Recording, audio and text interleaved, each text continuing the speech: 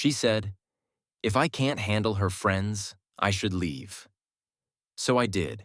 Hey viewers, before we move on to the video, please make sure to subscribe to the channel and hit the like button if you want to see more stories like this.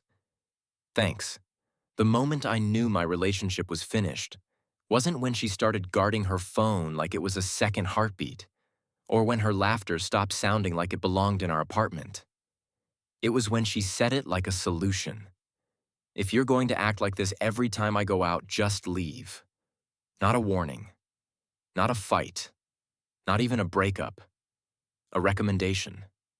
She delivered it while she was packing for a long weekend in Miami with her friends, as if the only real problem in our relationship was that I still had human instincts. And the second the words left her mouth, something in me went perfectly quiet, because I finally understood what I had been to her. Not her boyfriend, not her partner, her stability, her background noise, her safety net, and she had just told that safety net to walk away. So I did. It started on a Thursday night, the kind of night that feels normal until you realize later it was the last page of a chapter. Her carry-on was on the bed, unzipped wide like a mouth waiting to be fed. She tossed outfits in without folding.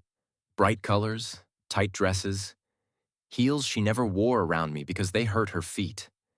A little bottle of glitter spray. A new swimsuit with tags still attached. I leaned on the doorframe and watched, calm in a way that surprised even me. You sure it's just you, Danny, and Nia? I asked. She didn't even look up. For the 1000th time, yes, it's a girls' trip. Just a reset weekend. I need it. I nodded. I believe you, I said. That made her pause. She glanced back like she'd expected an argument, and the absence of one irritated her more than any jealousy ever had. Then I said, I just didn't realize Trevor and Eli were doing a reset weekend too. Her shoulders stiffened for half a second. Then she forced movement back into her hands like she could shake the truth off. Miami is a big place, Ryan. We might run into people. We're all adults. I let the silence sit between us, not as a trap, but as proof that I wasn't imagining things. Their girlfriends aren't going, I said. That's what makes it weird. Her head snapped up with that familiar offended glare. You're doing that thing again.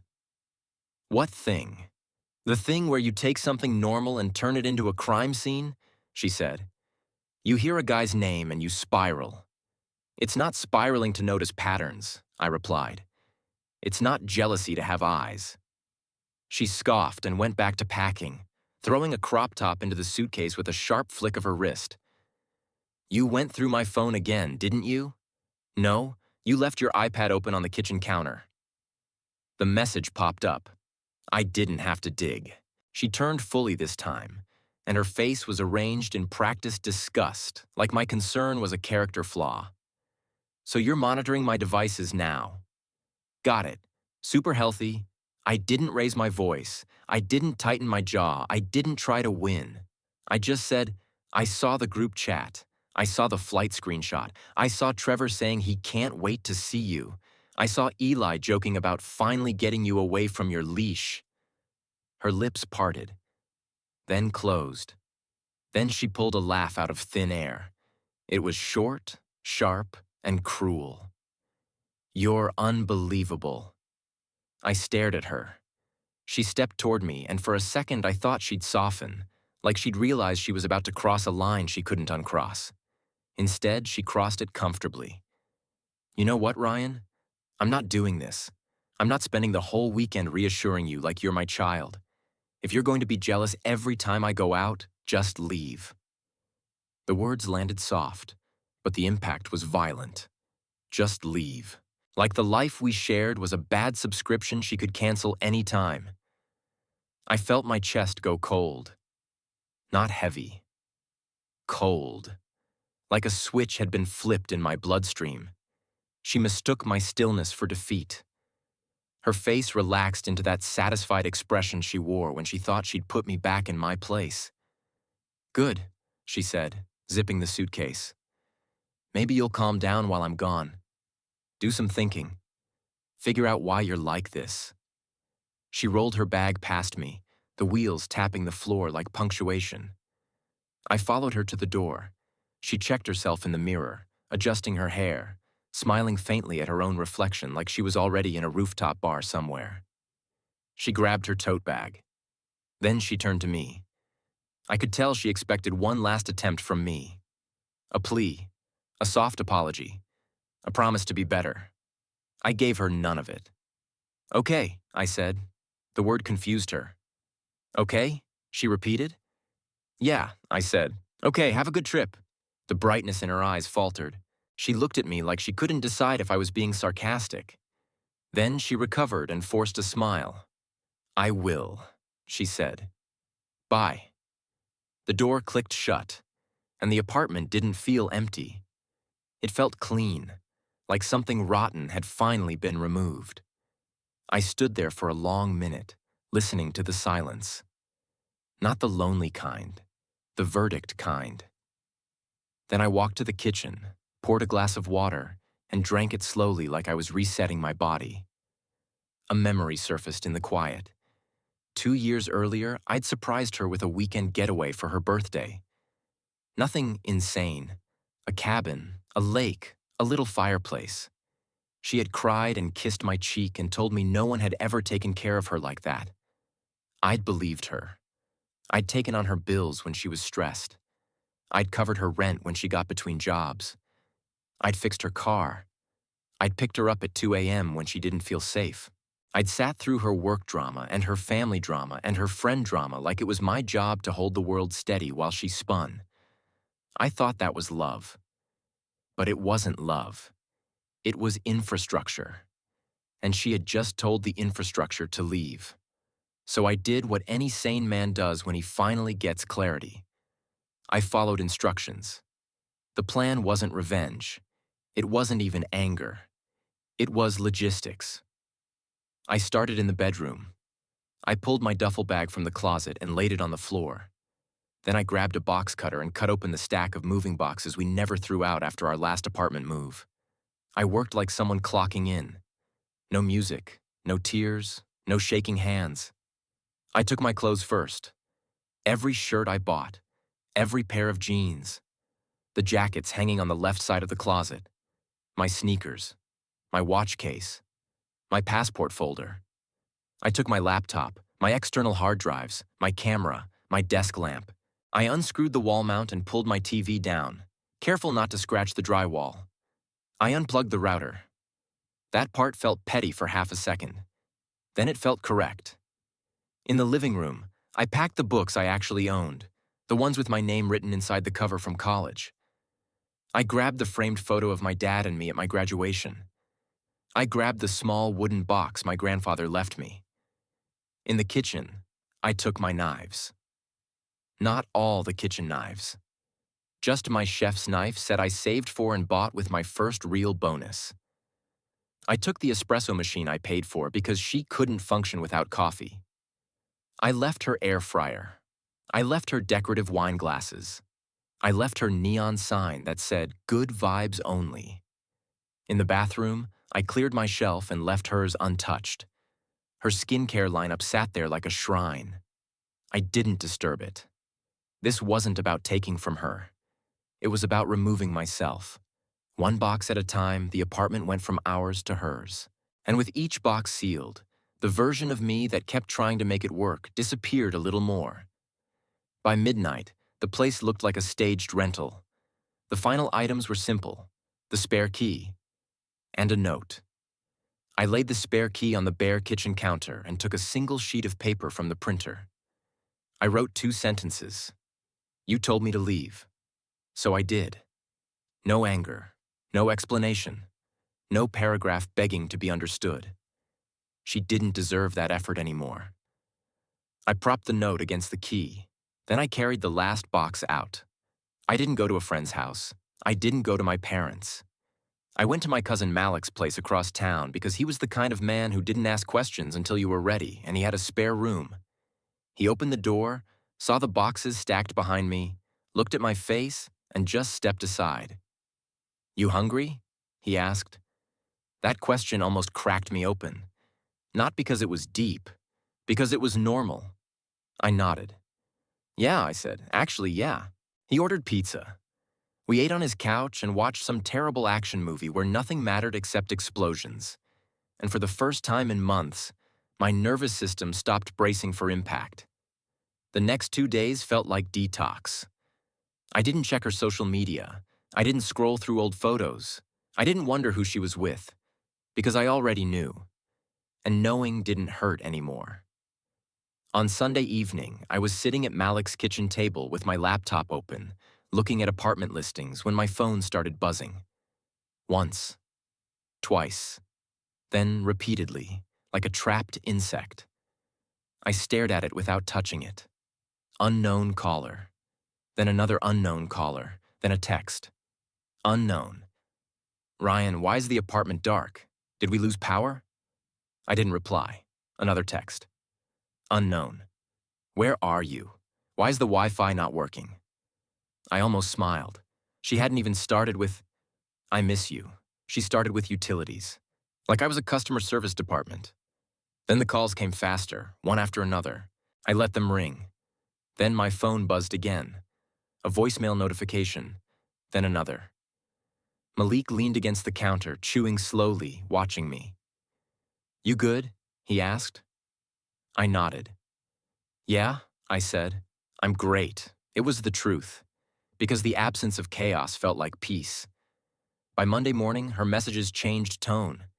The anger softened into panic. Unknown. Please answer. I'm scared. This isn't funny. Unknown. I made a mistake. I shouldn't have said that. Unknown. Baby, please just talk to me.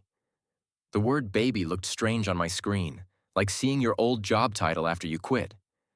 Then a message came from a number I recognized. Her best friend, Danny. Danny. Ryan, what the hell is going on? She's crying. She came home to nothing. This is extreme. I stared at that message longer than the others. Not because it mattered, because it proved what I already knew. The story had already been rewritten. In her version, she came home to a tragedy that happened to her, not a consequence she created. I closed the messages. I blocked the unknown numbers. Then I blocked hers. I didn't do it in a dramatic burst. I did it like checking something off a list. Over the next week, I built a new routine. I stayed at Malik's. I worked. I ate real meals. I went on long runs at night, the city air cold and sharp in my lungs. And slowly, the old tension in my shoulders started to loosen. Friday night, I downloaded a dating app. Not because I was looking for love, because I wanted proof that the world didn't end when one woman decided you weren't worth respecting. I updated my profile with a recent photo Malik took of me on a hike. A simple picture. No forced smile. Just me standing in sunlight, looking like someone who didn't feel trapped. Within an hour, I matched with a woman named Elise. Her profile said she worked in marketing, loved bookstores, and had an irrational fear of pigeons. We messaged for a bit.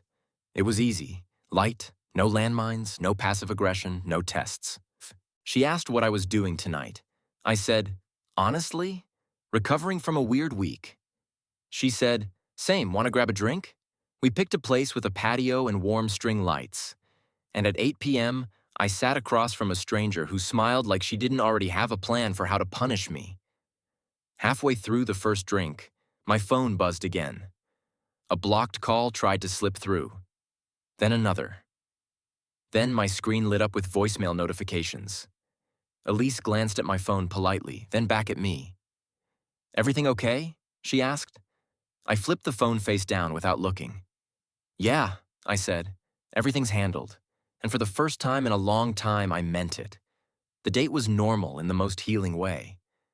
We talked about dumb movies, the worst jobs we ever had, and why people pretend they like crowded clubs when everyone's shouting and sweating. She laughed with her whole face. Not the performative laugh my ex used when she wanted attention. A real one. When we said goodnight outside, Elise kissed my cheek and told me she'd like to see me again. I drove back to Malik's apartment with the windows cracked, the city air moving through my car like a reset. When I finally checked my phone, the messages were a wreck. Her panic had turned into rage. Unknown. You're really on a date right now? After everything? Unknown. You're so cold. You're punishing me. Unknown. The power company said the account was canceled. I had to pay a reconnection fee. What is wrong with you? Unknown. I swear nothing happened. Trevor tried something and I shut it down. That last one made my stomach tighten for a second. Not because I cared, because it was so predictable. A confession shaped like a plea. A story designed to trigger the protective part of me. The part that wanted to step in and fix things. But that part of me had moved out already. On Saturday, my mom called. Her voice was cautious, like she was approaching an animal she didn't want to startle. "Ryan, honey, did your girlfriend call me?" I closed my eyes. "Yeah," I said. "She did. She said you left suddenly and that you're not yourself." I took a slow breath. "She told me to leave," I said. "So I did. That's it." My mom was quiet. Then she said, "Okay, well, I'm proud of you." The words hit harder than they should have. Not because I needed permission, because I hadn't realized how long I'd been living like I was guilty. On Monday, I signed a lease on a one-bedroom apartment with sunlight in the kitchen and a small balcony that overlooked a park. When I picked up the keys, I felt something I didn't expect. Relief. Not the kind that comes with winning. The kind that comes with finally being done. 3 weeks later, I was at brunch with Elise. We weren't official. We were just two adults enjoying peace and pancakes. We sat at an outdoor table, splitting a plate and talking about a book she'd just finished. I was mid-laugh when I felt a shadow fall across the table. I looked up, and there she was, my ex, standing there like she'd rehearsed the moment and still didn't know her lines. Her hair was tied back. No glamorous outfit, no glitter, no Miami energy. Just raw desperation held together by stubborn pride. She stared at me like I was an object that had been moved without her permission. "Ryan," she said. Elise went still, her fork hovering. I didn't flinch. I looked at my ex and nodded once, like I was greeting someone I used to work with. "Hey," I said. My ex's eyes flicked to Elise, then back to me. "We need to talk." I set my coffee down slowly. "No, we don't," I said. Her face tightened. "You left me with nothing," she hissed. "You embarrassed me. You ruined my life." I didn't raise my voice. "You told me to leave if I couldn't handle your lifestyle," I said. "I couldn't handle the disrespect." So I left. I took what was mine. I left what was yours. Her eyes watered instantly, but the tears didn't look like love. They looked like frustration. "You were supposed to fight for me," she said, voice shaking. "You were supposed to prove you cared." There it was. Not "I miss you." Not "I'm sorry." You were supposed to perform. I stared at her for a long second. Then I said, "I cared enough to leave when you made it clear I wasn't valued." She flinched like I slapped her. I turned slightly toward Elise, not to use her as a weapon, but to return to the life I was living. "Sorry," I said to Elise softly. Uninvited interruption. Elise gave me a small smile, like she already understood something about my past without needing details. My ex stood there frozen, waiting for me to chase her, to beg, to fix. But the man she'd trained to do that wasn't here anymore. She swallowed, her pride cracking. "So that's it?" she whispered. "That's it," I said. Then I picked up my menu like her presence had become background noise. My ex stayed one more second, watching, hoping for a sign of pain. When she didn't get it, she turned and walked away. I didn't watch her go. I looked back at Elise and said, "Okay, where were we?" Elise tapped the menu with her finger. "You were about to convince me that ordering dessert at brunch is a personality trait," she said. I laughed. Because the truth was simple. My life didn't collapse when she told me to leave. It started. Thanks for watching. Make sure to subscribe to the channel and hit the like button. What do you think about this story? Share it in the comments.